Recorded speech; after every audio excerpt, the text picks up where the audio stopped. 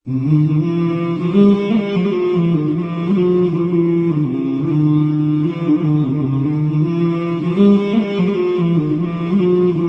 روم رحمۃ اللہ علیہ نے سلطان محمود غزنوی اور ایاز کے 3 واقعات لکھے ہیں. بڑی عجیب کہانیاں لکھی ہیں. فرماتے ہیں کہ سلطان محمود ایک نیک بادشاہ تھا. اس کے پاس ایک دیہاتی نوجوان آ گیا. اس کا تعلق دیہات سے تھا. تعلیم بھی نہیں تھی, کچھ ایسی تربیت بھی نہیں تھی, مگر بادشاہ کے دربار میں آ کے جب خدمت پہ لگا تو اس نے اتنی اچھی خدمت کرنی شروع کی کہ تھوڑے دنوں میں بادشاہ کی آنکھوں میں بڑا درجہ پا گیا. بادشاہ نے اپنے مقرب بندوں میں شامل کر لیا. اب جو پہلے سے مقربین تھے نا, وہ بہت جیلس ہوتے تھے. ہم بڑے خاندانوں والے اور بڑی عقل سمجھ والے, تعلیم والے, ہم بادشاہ کے مشیر تھے. یہ کل کا نوجوان پتہ نہیں کہاں سے آ گیا دیہات سے اٹھ کے کہ بادشاہ کی اس کے اوپر بڑی خاص نظر پڑتی ہے. چنانچہ انہوں نے پروگرام بنایا کہ ہم بادشاہ سے موقع ملنے پہ بات کریں گے. انہوں نے بات کی کہ بادشاہ سلامت, جو محبت کی نظر اس کی طرف اٹھتی ہے وہ ہمارے اوپر نہیں اٹھتی. حسب میں ہم اچھے, نسب میں ہم اچھے, مال میں ہم اچھے, عقل میں ہم اچھے, لیکن محبت کی نظر اس کو جو مل گئی وہ ہمیں نہیں مل رہی. تو بادشاہ نے کہا کہ اچھا, میں کسی موقع پہ اس کا جواب دوں گا. اب بادشاہ نے کیا کیا کہ ایک پھل منگوایا جو بہت کڑوا تھا. کاشیں بنوائیں اور کاشیں ان سب لوگوں میں تقسیم کر دیں جو اعتراض کرنے والے تھے, اور ایاز بھی وہیں بیٹھا تھا. تو جس جس کو وہ کاش ملی اس نے منہ میں ڈالا, تھو تھو. بادشاہ سلامت, بڑا بہت کڑوا, توبہ توبہ, بہت کڑوا. سب نے اپنے منہ سے وہ پھل نکال دیا اور کہا کہ بادشاہ سلامت یہ بہت کڑوا ہے. تو بادشاہ نے جب ایاز کو دیکھا تو وہ مزے سے کھا رہا تھا. تو بادشاہ نے اس سے پوچھا کہ ایاز, یہ کاش میٹھی ہے جو اتنے مزے سے کھا رہے ہو؟ اس نے کہا بادشاہ سلامت ہے تو کڑوی, کھاتے کیوں جا رہے ہو؟ اس نے کہا بادشاہ سلامت, میرے دل میں یہ بات آئی کہ جس بادشاہ کے ہاتھوں سے میں زندگی بھر میٹھی چیزیں لے کے کھاتا رہا, اگر آج مجھے کڑوی بھی مل گئی تو میں اس کو واپس کیسے کروں؟ عمر بھر میٹھی چیزیں لے کے کھاتا رہا, آج کڑوی بھی مل گئی تو واپس کیسے کروں؟ کاش کہ یہ چیز ہمارے اندر آ جاتی کہ جس پروردگار کی نعمتوں سے ساری زندگی ہم انجوائے کرتے رہتے ہیں, اگر کبھی کوئی اس کی طرف سے آزمائش کی گھڑی بھی آ جائے تو ہم پھر شکوہ کیوں کرتے ہیں؟ اب بادشاہ نے سوچا کہ بھائی یہ لوگ جو بہت اعتراض کرنے والے تھے نا, ان کے سامنے کوئی اور ایسا ہیلا کرنا چاہیے کہ ذرا ان کو بات سمجھ میں آ جائے. تو ایک دن بادشاہ آیا اور اس نے کہا کہ دیکھو بھائی, آج میں تم سب کی عقل کا امتحان لوں گا, تمہارا آئی کیو لیول دیکھوں گا کیا ہے, اور میں دیکھتا ہوں کہ کون اس میں پاس ہوتا ہے. اب جب بتا دیا تو سب بڑے محتاط ہو گئے. بادشاہ نے ایک موٹا سارا ہیرا دکھایا, دیکھو یہ کتنا قیمتی ہے, کتنا چمکدار ہے, اور ایک ہتھوڑا بھی ساتھ دیا, اور پہلے کو کہا کہ جی یہ ذرا ہیرا جو ہے توڑ کے دکھاؤ. اب وہ سمجھ رہا تھا کہ بادشاہ نے ہم سے امتحان لینا ہے ہماری سمجھداری کا. تو اس نے کہا بادشاہ سلامت, یہ ہیرا تو بہت قیمتی ہے, اتنے کیرٹ کا, اور بالکل بے عیب ہے, کوئی فلاں نہیں, فلاں لیس ہے, لہذا اس کو تو نہیں توڑنا چاہیے. بادشاہ مسکرایا, کہنے لگا ہاں بہت اچھا. تو وہ سمجھا کہ بھائی میں نے بادشاہ کو کنونس کر دیا, چنانچہ دوسرے کو دیا. اس نے بھی اسی قسم کی لاجک, تیسرے کو دیا، اس نے بھی لاجک. جتنے اعتراض کرنے والے تھے سب کو ہیرا ہتھوڑا دیتے رہے، وہ یہی لاجک دیتے رہے اور معذرت کرتے رہے، حتیٰ کہ بادشاہ نے وہ ہیرا ایاز کے ہاتھ میں پکڑایا. جب ایاز کو کہا ایاز اسے توڑو، ایاز نے اس کو نیچے فرش پہ رکھا، دے کے مارا ہتھوڑا اور اس کے ٹکڑے ٹکڑے کر دیے. اب جب اتنے قیمتی ہیرے کے ٹکڑے ہو گئے تو وہ تو سارے خوش ہو گئے.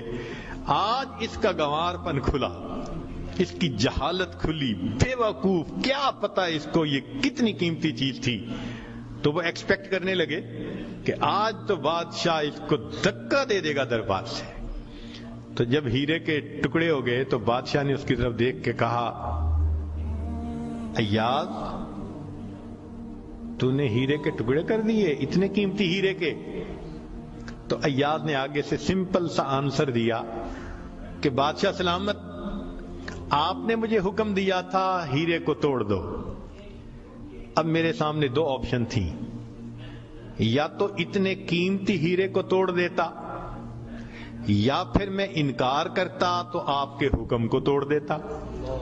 میری نظر میں آپ کا حکم ایسے سینکڑوں ہیروں سے زیادہ قیمتی تھا، لہذا اس کو کم قیمت سمجھتے ہوئے میں نے آپ کے حکم کو نہیں توڑا، میں نے ہیرے کو توڑ دیا ہے.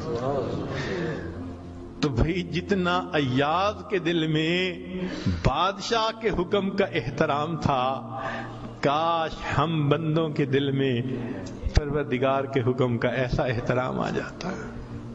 ہم خواہشوں کو توڑ دیں، تمناؤں کو توڑ دیں، اپنی امیدوں کو توڑ دیں، ہم کبھی بھی حکم خدا کو نہ توڑیں. تیسرا واقعہ لکھا کہ ایک دن ایک معترض جو تھا وہ آیا اور اس نے کہا کہ بادشاہ سلامت، یہ جو آپ کا زیادہ ہے نا چہیتا ایاز، ہمیں لگتا ہے کہ یہ خزانے سے چیزیں چراتا ہے، ہمیں تو شک ہے. بادشاہ نے پوچھا کیسے ہے؟ اس نے کہا جی ایک جگہ کلوزٹ بنائی ہوئی ہے اس نے، اور یہ صبح و شام اس کلوزٹ کا دروازہ کھولتا ہے اور دیکھتا رہتا ہے اور تالا لگا کے چابی اپنے پاس رکھتا ہے، چابی کسی کے ہاتھ میں نہیں دیتا. تو بادشاہ سلامت، ہمیں تو پکا شک ہے کہ آپ کے خزانے سے اس نے قیمتی چیزیں چرا کے رکھی ہیں اور یہ صبح و شام دیکھتا ہے ان کو. بادشاہ نے اسی وقت ایاز کو بلوا لیا، لوگوں کے سامنے پوچھا ایاز تمہاری کوئی کلوزٹ ہے ایسی؟ جی. تالا لگا کے رکھتے ہو؟ جی. صبح شام کھول کے دیکھتے بھی ہو؟ جی. لاؤ چابی اس کی. ایاز نے چابی نکال کے دے دی. بادشاہ نے ایک آدمی کو بھیجا کہ جاؤ اور کلوزٹ میں جو کچھ پڑا ہے سب اٹھا کے یہ کہ لے کے آؤ. اب جب وہ گیا تو ایاز تو مطمئن کھڑا رہا، مگر معترضین بڑے خوش ہوئے، آج پکڑا گیا، آج سمجھ لگے گی بادشاہ کو یہ کیسا بددیانت انسان. تھوڑی دیر گزری تو جو گیا تھا وہ تالا کھول کے کیا دیکھتا ہے کہ اس میں ایک پرانا سا لباس ہے اور ایک پرانا سا جوتا رکھا ہوا اور کچھ بھی نہیں. بڑا حیران ہوا، اس کو یہ صبح بھی دیکھتا ہے شام بھی دیکھتا ہے. وہ اس کو لے کے بادشاہ کے پاس آیا. بادشاہ سلامت، کلوزٹ میں یہ دو چیزیں تھیں. بادشاہ نے کہا ایاز بس یہی کچھ تھا؟ جی یہی تھا. ایاز یہ تو اتنی قیمتی نہیں کہ تم ان کو تالے میں رکھو اور صبح شام اس کو جا جا کے دیکھو. ایاز نے کہا کہ بادشاہ سلامت میرے لیے قیمتی ہے. پوچھا کیوں؟ کہ بادشاہ سلامت، جب میں پہلی مرتبہ آپ کی خدمت میں حاضر ہوا تھا، میں دیہاتی سا لڑکا تھا، یہ تہبند باندھی تھی، یہ کرتا پہنا تھا، یہ جوتا پہنا ہوا تھا. میں نے اس کو اپنے لیے پریزرو کر کے رکھ لیا. اب روز صبح اور شام میں دروازہ کھولتا ہوں، اپنے نفس کو مخاطب کر کے کہتا ہوں، ایاز بادشاہ کے احسانات کو مت بھولنا، تمہیں جو اس نے رتبہ دیا تمہاری اوقات تو یہ تھی، تمہاری اوقات یہ تھی۔ میں صبح بھی اپنے آپ کو یاد دلاتا ہوں، میں شام بھی اپنے آپ کو یاد دلاتا ہوں۔